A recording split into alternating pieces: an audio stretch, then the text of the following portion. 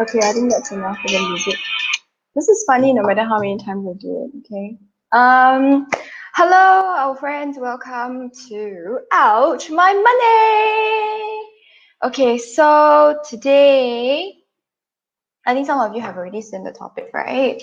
So today, let me see whether my guests are ready to come on. What I'm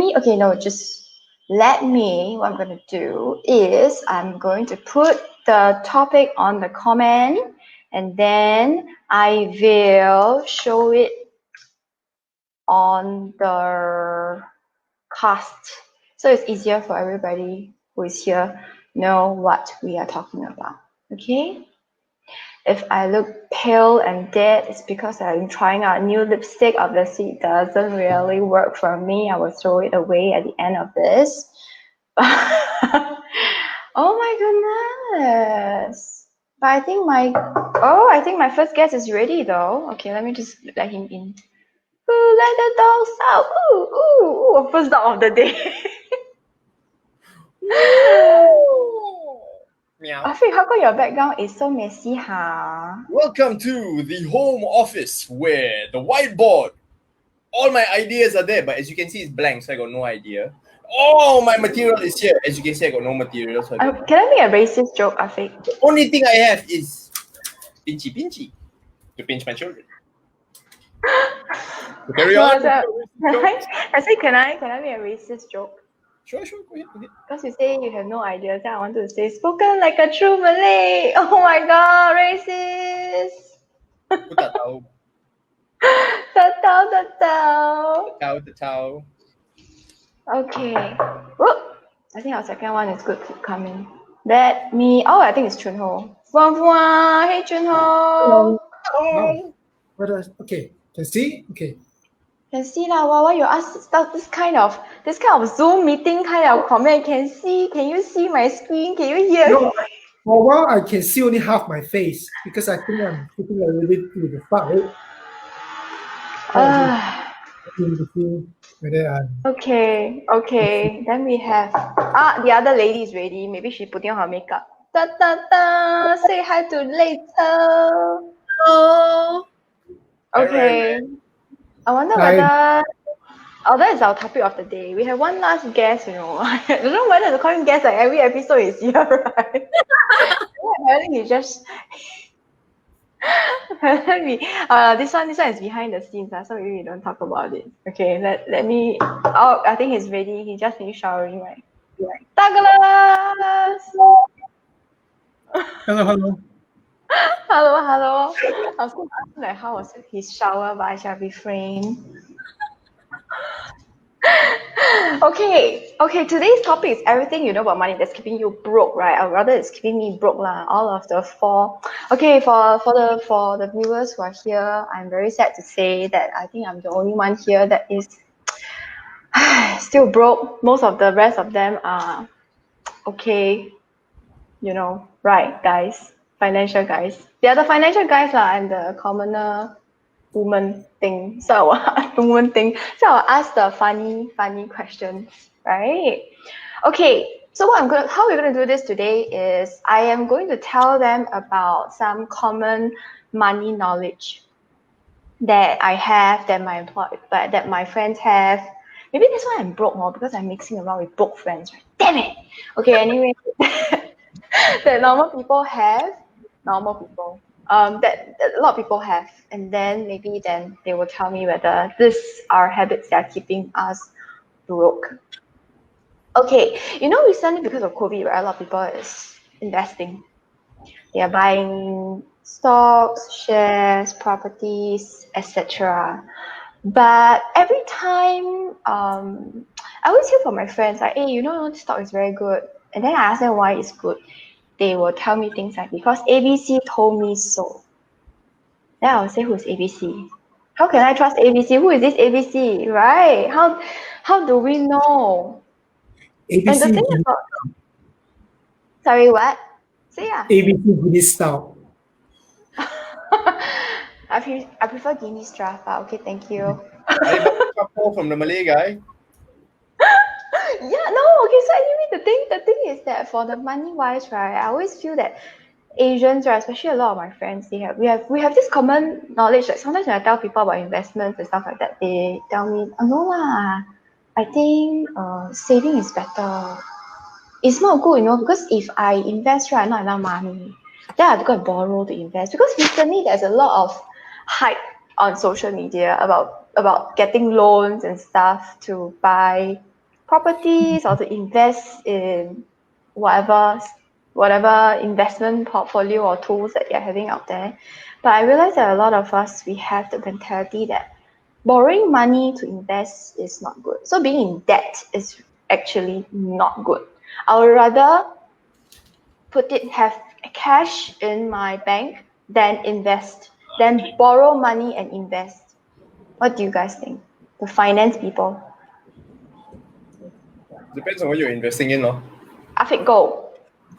So when we talk about borrowing, right, there's good debt and bad debt. I mean, you borrow for what reason? If I borrow to I don't know, if I borrow to buy a diamond ring, for example, a diamond ring doesn't really, right, give me any sort of yield, any sort of interest. I'm talking about investments. Yeah. So when it comes to investing, right, we have to define what investing actually is. Some people will say a diamond ring is an investment. Is it really? Then they should watch our show. Is it really though, right? And of course, there's people who tell me that property is an investment. And that is going to be a very hot topic, man, especially when you talk about people, I want to buy the biggest house I can to stay in and then take the biggest possible loan because the property is an investment. But you're not generating yield, you're staying in it. And so is really borrowing money to invest really a good thing? I would say it depends on what you're investing in. If you're investing in yourself, that is the best investment. So you would borrow money to invest in yourself. Is that what you're saying, Afiq? Lots of people do. That's why student loans come in. Mm-hmm.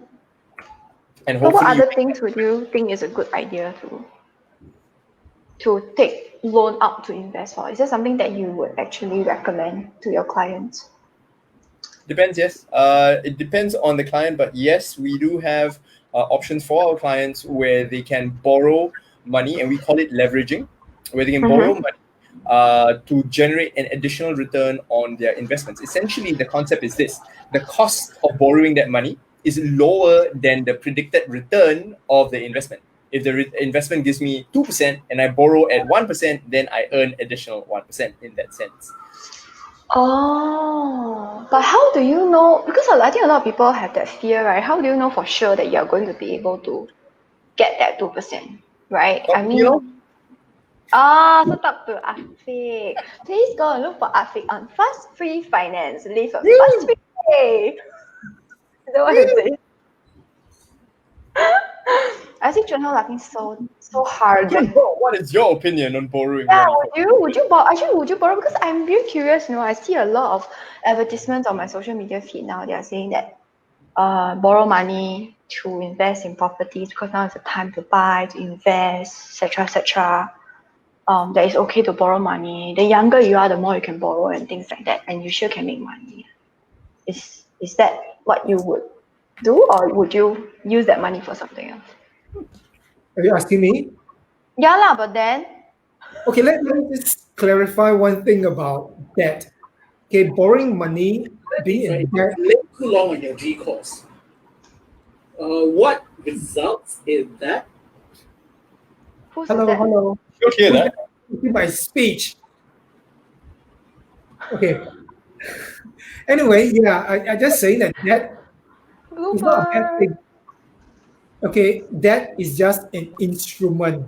Whether it's bad or good, it depends on how you use the instrument. It's just like a knife. It can be good, it can be bad. You know how you use it. You're going to use it, slice meat, and another time it's good. But you're going to put somebody, it's bad. Okay, so it's an instrument, how you going to do it. Now, think about, firstly, let's not think about as an individual, think about businesses, and let's start with the bank. The bank is the easiest. When you put money, like people are so comfortable with savings. You put money in the bank. From our perspective as individual, we are more think we are making money from there, but we think of it from the perspective of bank as a business. Bank, the savings in the bank is actually a debt. For the bank, it's a debt because they're taking your money in a way. They're taking your money and then paying you interest. Means they actually owe you something, and on top of it, they have to pay you interest. But then what they do is that they, on a simplistic level, they take those money they have put from the people that put money with them, and then they go and put it into other businesses or they lend it to other businesses and then charge them higher interest. Mm-hmm. So they may say, okay, you give me money, individuals give me money, I give you 1% interest. Actually, there's no 1% interest in savings anymore, but let's just 1%. But if businesses come and loan money from the bank will say, okay, I charge you for this loan 5%. So the bank will earn 4%. So the debt that the banks have by you putting money with the bank, it's not a bad thing. It's how they actually use it eventually to make more money out of it. So in the same manner, like what Afik have said, if we go and borrow money and if we can, we are taking the job. Hello. The distraction. If you borrow money and you know you can take the money and make more money out of it, then it's not a bad debt. However, okay, there's a big however, especially now, some people will borrow money and go and invest. Now, depending on what investment you are doing, if you do an investment that you know for sure it can make more money that rate, then it's fine. But a lot of people think investing in the stock market is a good thing. It depends. Because to a lot of people, investing, they actually are trading, but the thing is investing. They go to the market and try to bet on different stocks that go up and down. They are not investing, they are betting. And when you borrow money to bet, it's always a bad thing.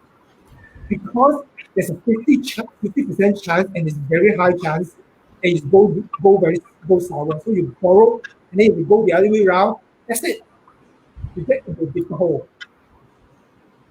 But if you know that you're buying into a company that is going to grow and going to generate a return for you consistently over the next few years, and you project that they can grow like 5%, as the value of the investment is going to grow by 5% annually, then and if you borrow at 2%, you know that you have a net gain of 3%.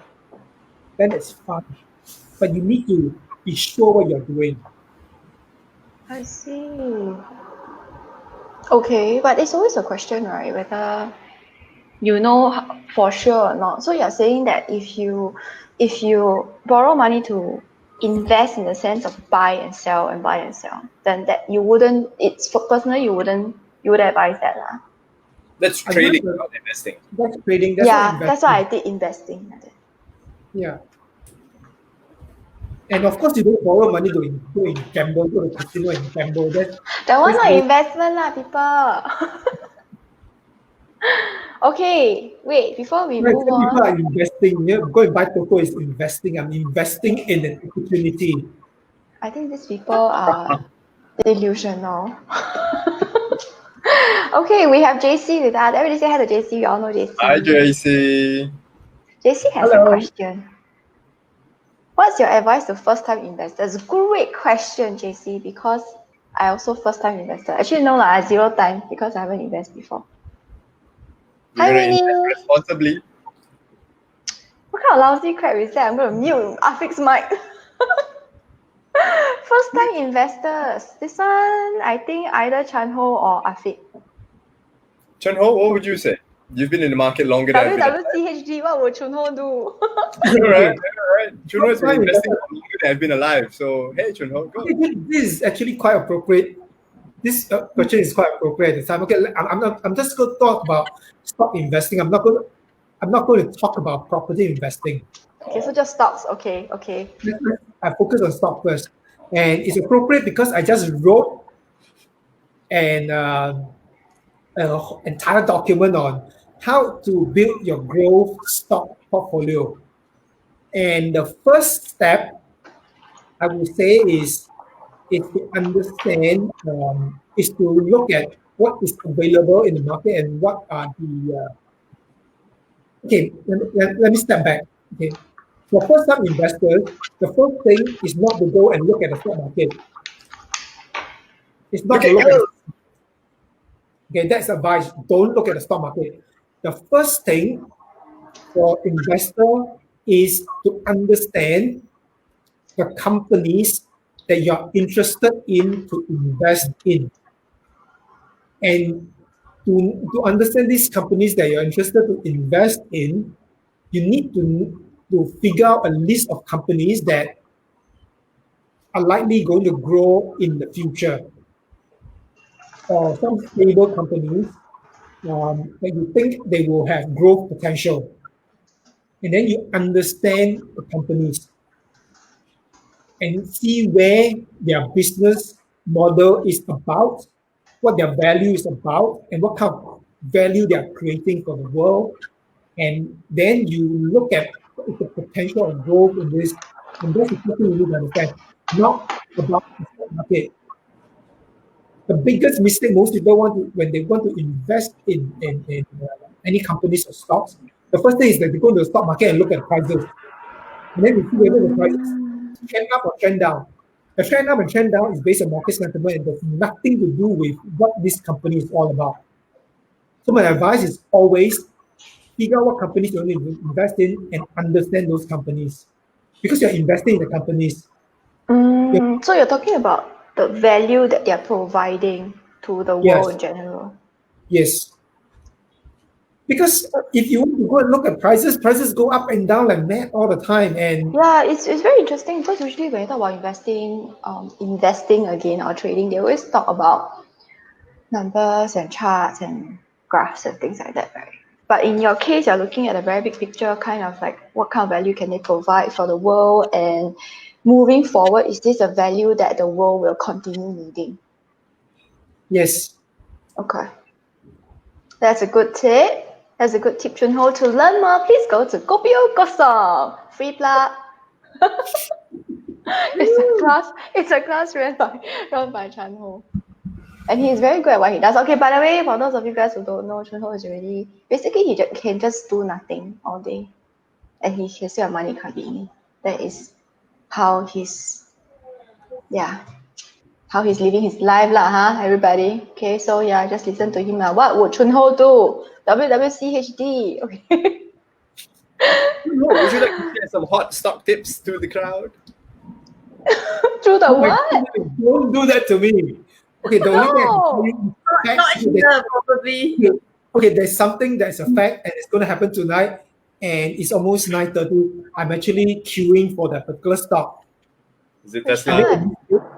Huh? You faster Tesla? text us separately. Which one? It's Yeah, Tesla. It's not also it's Tesla. They just announced a stock. 5-1 stock split. Really? Last night. Oh. Unfortunately, I exited Tesla in June. I exited Tesla in June because I already made. I mean, You already made a huge bunch of money, right? Okay, fine, got it. I made 100% out of it, and I thought, okay, it's enough. I'm a little bit worried because the stock market is getting too high, so I exited. And then now, I was looking at it. It was kind of stabilizing at that new price level, and I'm watching. And last night actually came down. I was like, should I buy? And I fell asleep. And I woke up. I for one sleep. What? Why is So it's Tesla lah. Okay, I'm going to So, shut my Chunho, would husband you right now. borrow money to buy Tesla? At this point in time, At this point in time, no. no, because he has many money already. Many No need borrow anymore. Many money. No need borrow anymore. At this point in time, no, because I will use whatever I have. Okay. But if you want to borrow, you need to know whether you have the resource to fund the borrowing. Because Tesla will grow, but don't expect it to grow like in the next 6 months. It will grow over time. Because Tesla is leading in the electric vehicle market. An electric vehicle is only 2% of the entire automobile population. It has plenty of room to grow. And with Oh, I see.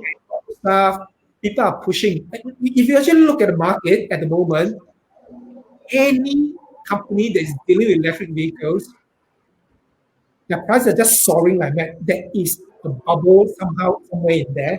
I'm not going to talk too much about it, but yeah, We there is. cannot give away your secrets. Yeah, but a lot of people are interested in electric vehicles company at the moment. Okay. So Angela, hello. To answer your question, no, it's not Fastly.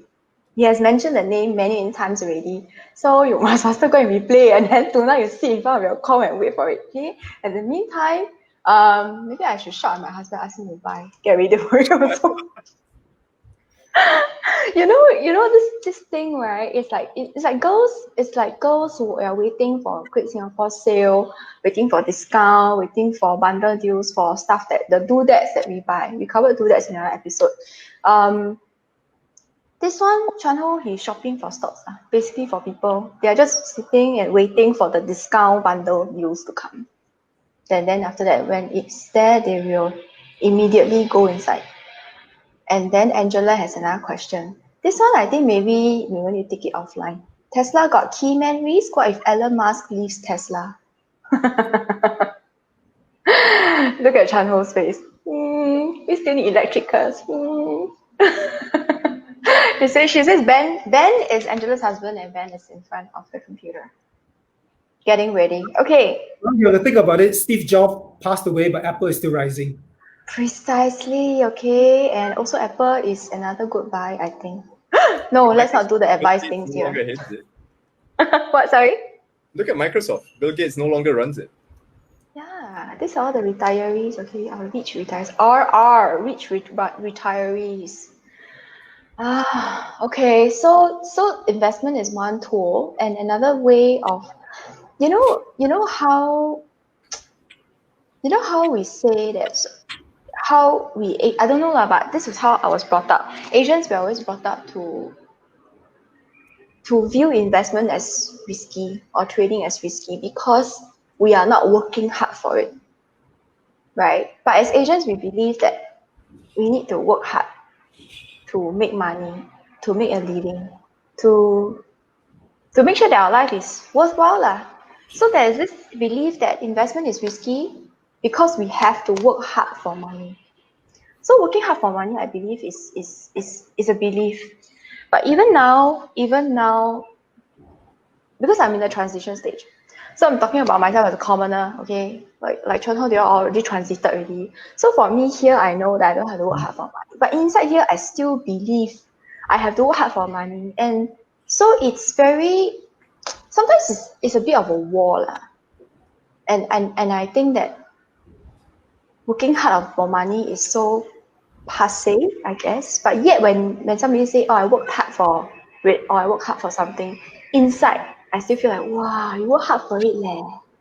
You work hard for it leh. So how I don't know, working hard for money, is this another belief that is keeping us broke? Maybe we ask the NLP coach first. Can you NLP this away? Wow, NLP that away. Get out of it! But it depends. So let's look at it. To work hard for money, what does that mean? Some people believe in putting in effort, and when they get the money in return for putting in the effort, there's a sense of fulfillment. There's a sense of satisfaction from getting that money from working hard. So at the end of the day, some people may not be aware that what they're going for is actually their sense of fulfillment and achievement versus the actual dollar amount in the bank. Oh, I see. And another way of looking at this is when the money comes in, when they see the tangible dollar amount in the bank, that money gives some people a sense of security, a sense of safety. So actually what they are looking for is maybe the belief is not that they are working hard for money, but rather they are going after that sense of satisfaction, fulfillment, or safety from like a large bank account number. Right? Yeah. So it depends. A lot of it depends on, like you said, that you mentioned the belief. So a lot of it depends on their upbringing, their culture, their background, what their parents' belief is like, how they are brought up, and what their exposure to money, values, and beliefs are. So different people look at it differently, and they gain different benefits or get positive things from that, from what they're getting out of it. I see. And I can tell that Douglas has something to say, I think. Since he's a great believer in beliefs. What do you think about working hard for money, Douglas? I think there's nothing wrong with working hard for money if that's the thing that you want to do. Or working hard. But what is like, for you can whatever work reason. hard for money? But I believe. But if you, okay, but let's talk about work, or the concept of work, or why we do work. Okay, and if you really look at the act of labor is to fulfill basic needs. Okay, to make sure that there's enough food on the table, clothes to wear, and roof over your head. And I think if we look at I think it also differs. Beliefs differ depending on which generational cohort we are in.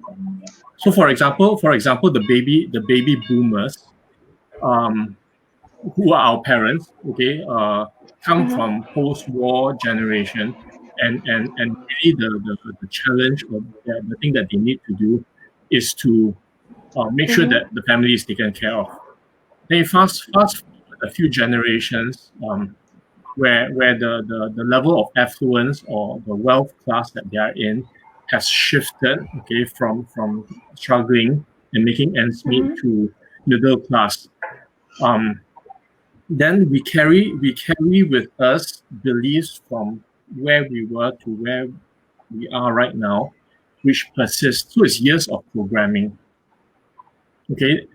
But if you think about it, people who already have money and lots of it, do they have the same attitude towards work and making money?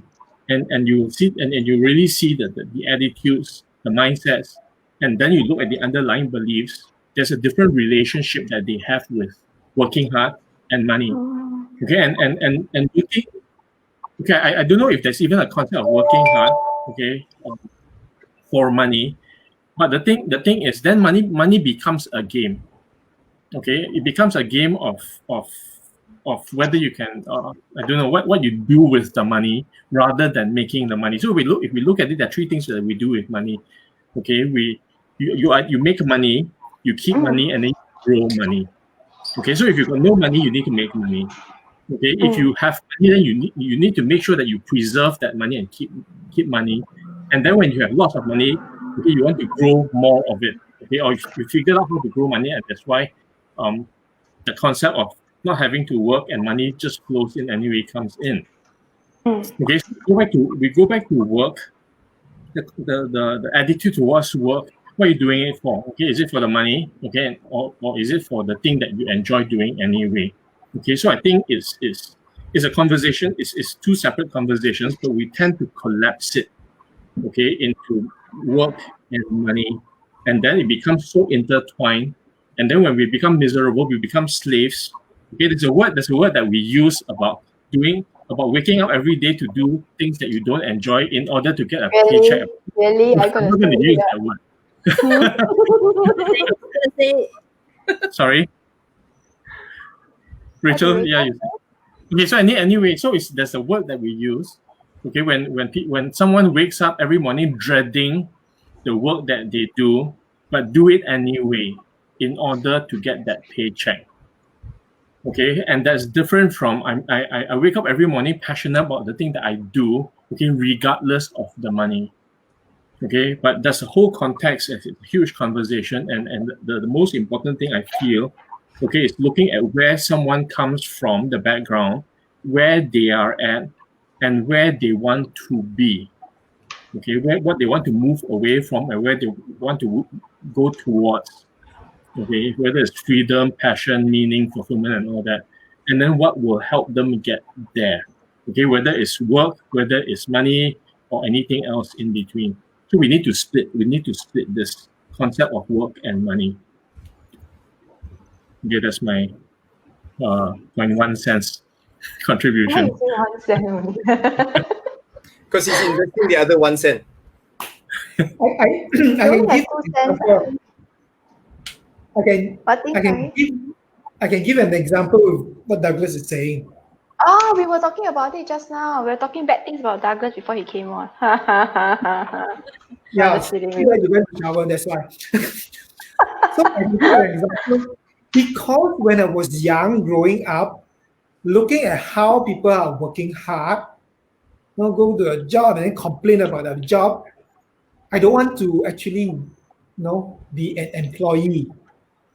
I don't want to. I told myself when I grow up, I actually don't want to do anything. I want to do nothing.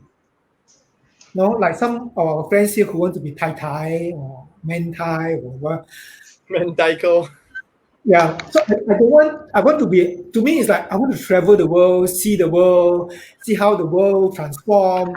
So just going around like some, good for nothing person, But I can't tell people or tell my teacher who ask me, what do you want to do when you grow up? I want to be a good for nothing vagabond. No, that's not me, in the 70s and 80s when you're growing up, going to school, you're going to tell a teacher, I want to be a vagabond. They're like, what? You better go and stand in the corner and think. So Go and see the principal. Yeah. So something's wrong with your brain. Okay. So I actually want to do that. So for me, growing up and then through my whole school life, I was planning how at the end I can have enough money. At one stage when I retire, I can actually do that. Do nothing, just read news, watch the world go by, and then make money from watching the world go by. Yeah, so I'm actually doing what I enjoy doing, and then make money from it. I see. Everybody wants to know a secret now. Please go to Kopio Kosong. Anyway, but there's another conversation that we were having earlier about working hard. How everybody's definition of working hard is different. For some people, working hard at what they enjoy doing, like what Douglas is doing probably, isn't working at all. Because it's something that a person is passionate about, is happy about, and when they wake up to do it, they're like, oh yes, let's get it on, man. And they're very like, oh, maybe he doesn't do that lah. I'm just imagining in his mind he probably does that. So I want to echo what the example that Chun Ho gave as well. Is I think at the end of the day, we need to be very clear about what it is that we are working for. Okay, where we are going towards. Okay, so while Chun Ho has dreams of being a vagabond traveling, so he's told this story many, many times. He wants to drive his little car and just go all over the world. So that's what he wants. Okay, and he's very, very clear about that. Okay, but that's not what I want. I don't like to travel. Okay, I absolutely hate traveling. I am a homebody. Okay, if I could, I would just potter around and build a farm, which is what I'm doing. Plant vegetables. If I could grow chicken, I would. And really do that. Okay, so each of us have a thing that we want to do, and then the question is, what is it that we need to do for us to get there? Okay, and it just really boils down to that. Okay, and then but then the thing is we tend to swing in two directions. The first direction, okay, is the work hard so that we can get. Okay, but the problem is we are all limited by this thing called time. Okay. for every second, if we, all of us have a per unit time return, rate of return, okay? And if all of us have the same amount of time, then we need to increase the per unit time return. And how do we do that? Because we can't increase time. Okay, so it's figuring out how to do that. Okay, and that's where education comes in. Okay, but on the other, and so that's where, okay, working hard in order to have enough to do what we want to do. But if we swing to the other extreme of excess, okay, and people want to have lots and lots of money and the bank amount, and the word abundance, okay, is to me overused. Okay, we don't need abundance, because in excess of what we need, okay, what are we going to do with it? Okay, so to me, the concept, the middle ground is what I call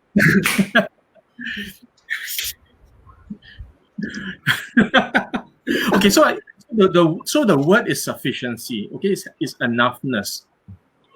Okay, it's what we consider enough. Okay, for whatever it is that we want in our lives. Okay, and then put in what we need to put in, get educated. Okay, so that then we can get there and reduce what I call lag, the time taken to get to that point. Okay, but all this, okay, Chuno didn't get to where he is right now. Okay, I think a lot of the people who figured out how to make money were not born with the knowledge. It was through learning. It was through making a lot of mistakes.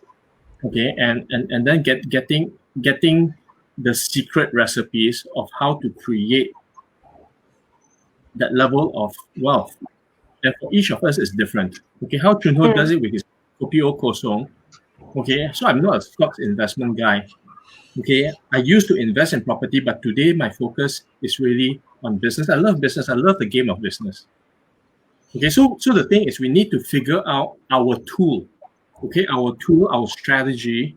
Okay, and the thing that we enjoy doing that gives us what we need to get to where we want to go. It's a simple formula. I agree. So when we have decided that this is the tool, we have this, because it's also a journey of discovery, right? As you try different things and you realize that, oh, this is for me, this is not for me. So regardless of what people say, after trying some time, okay, this is more for me.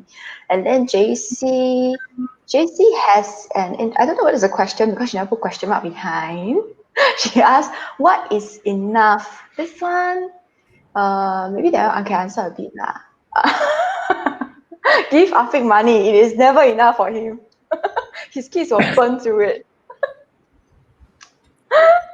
I think what is enough for every individual is different, right? I mean that's my viewpoint lah.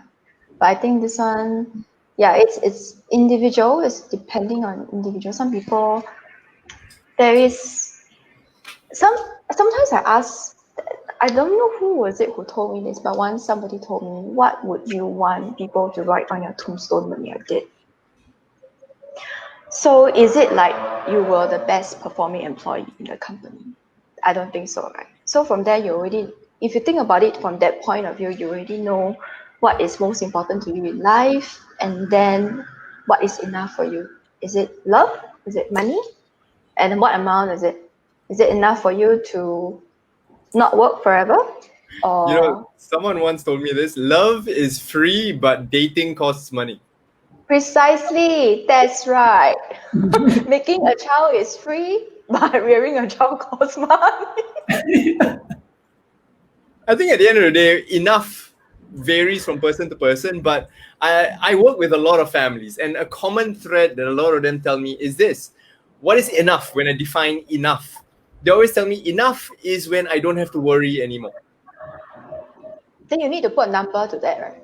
Like monthly, how much, etc., etc. Exactly. So it depends on your family. Like people who are just a couple, two people, their expenses are much lower than myself, like a family with two kids, right? And so what is enough? And so a lot of times I try to put my families on the path of financial independence, creating streams of income to meet enough. Not to be, let's go travel everywhere, but just be enough to remove worry. Then they can focus on projects that they love and then be productive members of society, just like what Douglas was saying. Precisely, very good. Yes, Yeah, Kunal, go. I agree with Afiq.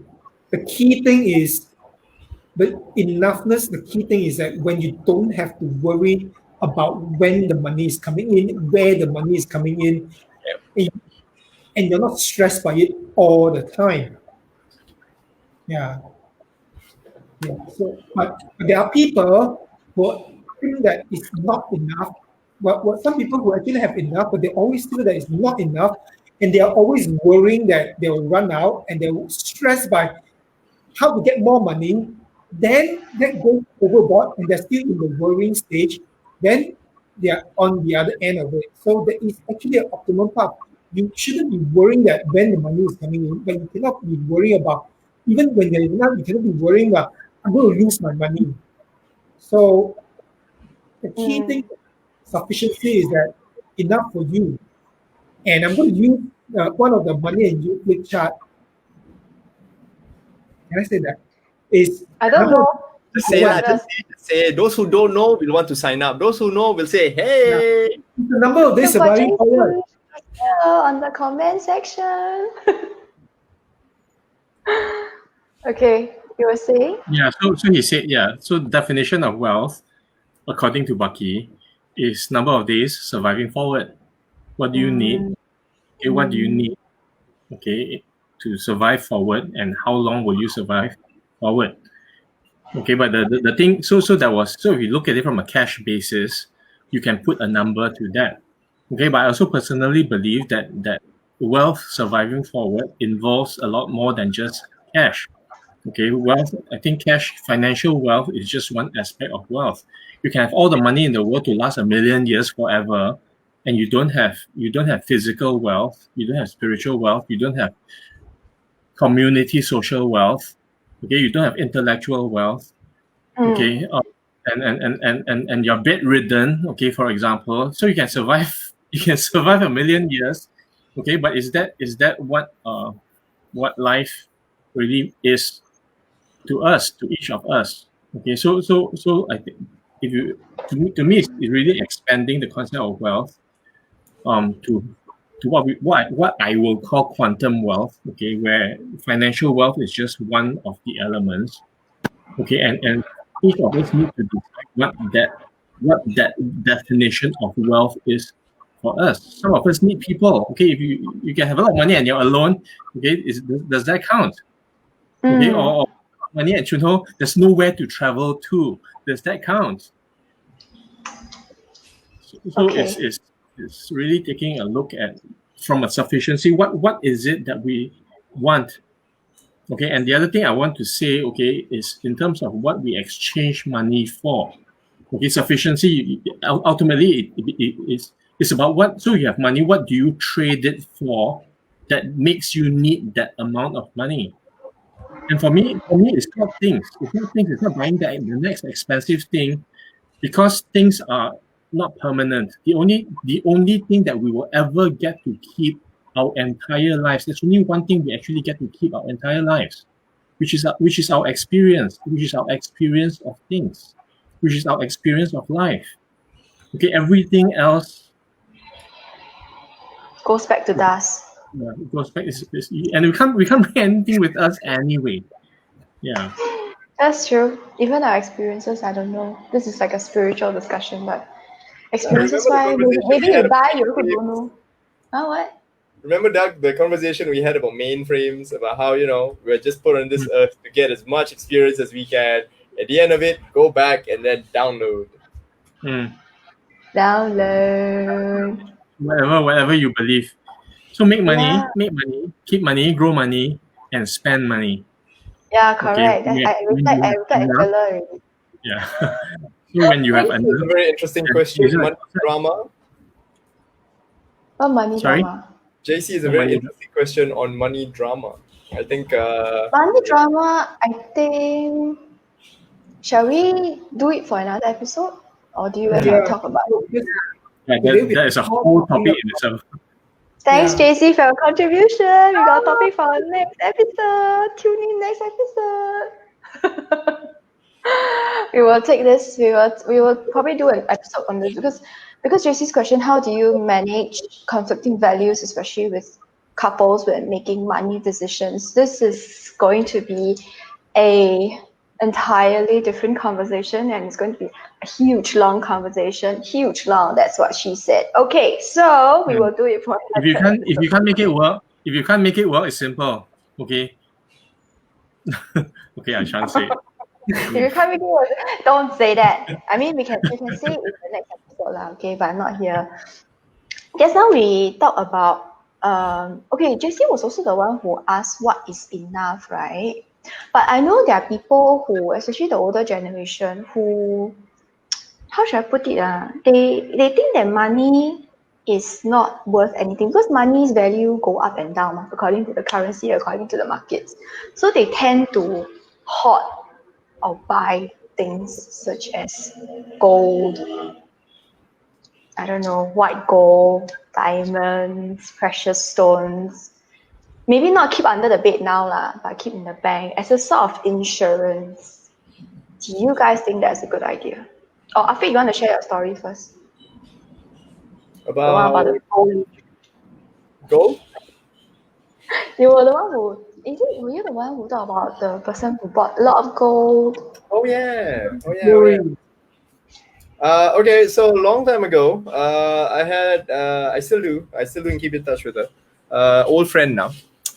She told me that when she was growing up, her mother would every week would go to the gold, not a jewelry store, but just to the gold shop and buy gold, like wafers, coins, and whatever money she had at the end of the week, she would just put a certain portion and spend that same amount of money to buy gold, whatever she could afford. Little chips of gold, little wafers of gold, coins.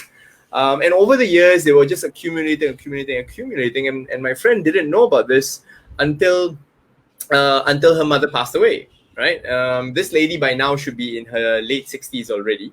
And when her mother passed away and said, this safe deposit box is for you. And so she was saying what this was, right? And so she pulls it open. She says it's super heavy. She needed help. Put it on the table. And she opens it. And it's a big safe deposit box in a bank. Those things are not small. Filled to the brim with gold of all shapes and sizes. Coins, wafers, blocks, kilo blocks. And she's like, oh my God, this is what my mom has been buying. And now you just do a very simple calculation. Way back when, 50, 60, 70 years ago, gold was what? Pennies to the dollar? Maybe. Nah, I could be wrong. But now, oh my God. Oh my God. It paid off. And so, do we say that gold is the be all and end all? I know people who will say, I'll only buy gold. I have a close friend who is 80% exposed to gold in his entire portfolio. And this goes back to the first question we asked. What's the advice to a beginner investor? Right? I would say two things. Number one, know yourself. Know yourself. Know what kind of investor are you? Are you the kind who is excited by trading? Are you the kind who prefers to fire and forget? Are you the kind who cannot take the volatility, the excitement? What kind of person are you? And secondly, I would ask, what is your objective? Where are you going to go? The third question I ask is, how are you going to get there? Use what you know about yourself, about your destination, and write a plan to get there. So is gold really a good thing? Depends on you. Yeah, but what about the belief that we must buy these things as insurance? What is the belief behind it that makes people want to do something like that? You get what I mean? I mean, because the prices of gold, precious stones, etc., it also fluctuates. Yeah, of course. Right. Of course. So I'm just curious, what is actually? I'm going to quote something from Chun Ho. Truth, story, or advice. I've had people come to me, I should buy gold going up, should buy gold. Is that truth, story, or advice? Right? Mm-hmm. People who tell me the same thing about crypto. I think you should buy cryptocurrency. Bitcoin is the next thing. You should go buy Bitcoin. And some people also tell me Tesla's the only thing to put money into. Right? And so which one is really the truth? And so these beliefs have to come from one of these. Are they really a belief rooted in truth that gold always goes up? Is it really true, or is it just advice from somebody else who said, hey, buy gold because WWCHD? WWCHG, CH will not buy gold, please. Look at Yes, his Is that face. true story or advice? So I want to go back to education. Okay, at the end of the day, I think it's access to, and I'm not talking about the formal education that we go through, because school never taught us how to make money. School taught us a set of skills to work hard. Okay. So education, okay, access to information, access to education, that I think gives us the ability to understand what money is and how money works. Okay, and that's very important. Then and if we understand what money is, and that money is just an idea, okay, we will and we understand the principles behind making money, behind this idea. It doesn't matter whether it's gold, cryptocurrency, because if you have that level of education, you can make money from nowhere. You can make money from money. Okay, and that really boils down to having access to education. So our parents, they never knew all this. Nobody taught them. Okay, and they probably figured out from hearsay from other people who gold is the thing, and then they started doing that thing because that was what they were exposed to. Okay, and then of course we have a whole bunch of people who are exposed to a lot of different things right now. Okay, and a lot of the mechanics of using different instruments to create money.